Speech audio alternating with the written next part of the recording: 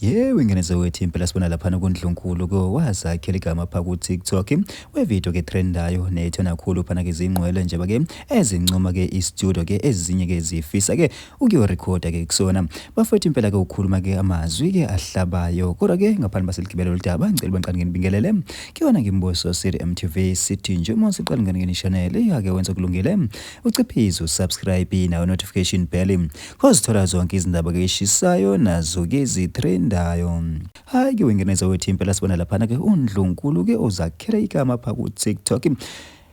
waphinde ke watrenda ke ngevideo ke thakaselwe ke abantu abaningi phana ke izinkundleni ke zokuxhumana esigabala ke nazo ke izingqwele njengoba ke ziphume phambili ke ezincoma ke sona istudio sathi yabona ke lana ke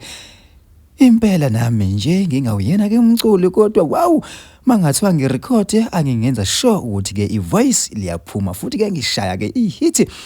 bafowethu ke impela kuNdlunkulu ke uthe hey mina ke akekho ke umuntu ke wesilisa ke oyophinde ke angithande into nje esisele ukuthi ngamukele ngibese ke ngiqhubeka nempilo